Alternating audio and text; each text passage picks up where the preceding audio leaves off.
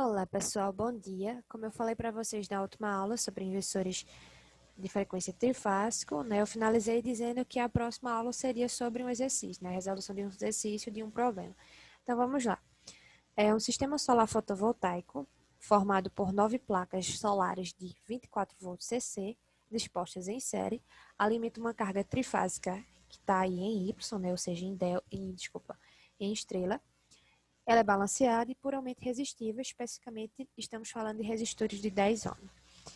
E aí, dessa forma, ele pede para que a gente faça essas 4 operações, A corrente, descobrir qual é a corrente proveniente da fonte, o valor de pico da tensão de fase na carga, o valor de pico da tensão de linha na carga e a potência absorvida pela carga. E aí, vamos lá. A primeira coisa que a gente vai descobrir, é a resistência. A resistência, é equivalente, como a gente está falando, tratando de resistores, então vai ter resistência em paralelo, mais a resistência em série. E aí a resistência equivalente total do circuito vai dar 3,5 da própria resistência. Que resistência é essa? 10 ohms, Então vai ser 3,5 de 10, que vai ser igual a 15 ohms, tá? A resistência equivalente vai ser igual a 15. Que é exatamente o que eu mostrei aqui para vocês, ó. Resistência equivalente, vai ser essa resistência aqui em paralelo, mais essa aqui em série. E aí ele diz que são 9 placas solares de 24 volts, CC, ou seja, essa é a parte contínua. Dentro de uma das aulas eu falei que essa parte contínua, esse sinal contínuo, ela pode ser proveniente de várias fontes, ou seja, de uma bateria, de uma pilha, de uma placa solar, por exemplo. E aí aqui é de 24 volts CC. Como são 9, e elas estão dispostas em série, então vai ser somado essa tensão, Então, serão 216 volts.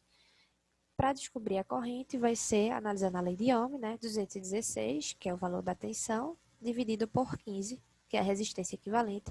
Isso me dá uma corrente de 14,4 ampere. Na letra B, ele pede para descobrir o valor de pico da tensão de fase na carga, ou seja, a gente parte também da análise de Ohm, V é igual a resistência vezes I, vezes a corrente, A tensão de fase vai ser 10, vezes a corrente que a gente achou, que é 14,4, e aí a tensão de fase vai estar em 144 volts.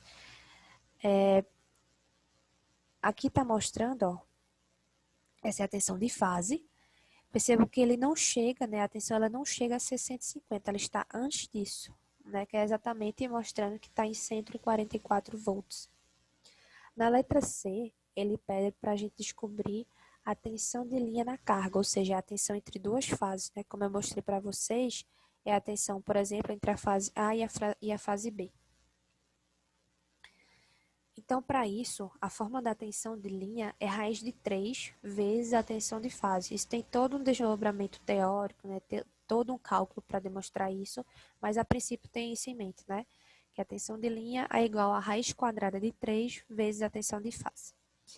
E aí eu já sei qual é a tensão de fase, que a gente descobriu na letra anterior, que é 144. Multiplicando isso, por raiz de 3 vai dar 249,42 volts.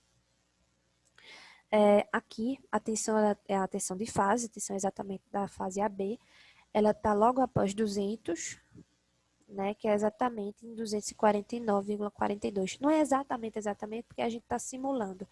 Então, geralmente, toda a parte computacional, às vezes ela pode arredondar, mandar para cima ou para baixo. Mas é isso, está em torno de 249. Em relação à potência absorvida, que é o que ele pede na letra D, pela carga, a potência absorvida pela carga. E aí, para descobrir a potência absorvida pela carga, a gente faz P é igual a resistência vezes I ao quadrado. Que é essa resistência? A resistência equivalente, que é 15, vezes a corrente, que é proveniente da fonte, que é 14,4, Isso ao quadrado. Isso me dá uma potência, de 3.110,4 watts.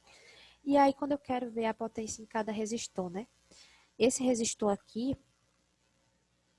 tem a maior potência, Que é a maior potência absorvida por ele, está em 2.076. Como assim? Para descobrir a potência nele, a gente vai multiplicar 10, que é a resistência dele, né? Vezes a corrente que passa por ele. Qual é a corrente que passa por ele? 14, né? Que é a própria corrente da fonte. Aqui ela se divide, né? Que é para cada um desse resistor, mas aqui ela volta a ser 14,4, né? E volta para a fonte.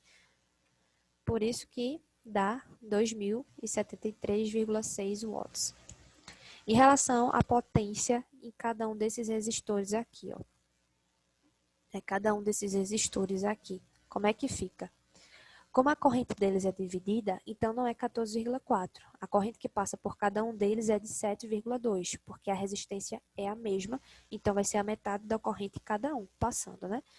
Então, como é que vai ser? A resistência de cada um deles é 10, né? E multiplica pela corrente que está passando por cada um, que é de 7,2, isso ao quadrado. E aí isso vai dar uma potência de 518,4 watts. Ou seja, vai ser a soma, né, de 2.073,6 mais 2 vezes 518,4, que dá exatamente 3.110,4 watts, que é exatamente o que eu tinha mostrado aqui para vocês. Em relação a essas formas de onda, pessoal, é só mostrando a tensão de fase e a tensão de linha, né? E é isso, pessoal. Finalizamos as nossas aulas, agora sim, sobre os inversores. Espero que vocês tenham entendido. Caso vocês venham a ter alguma dúvida, podem deixar nos comentários, tá?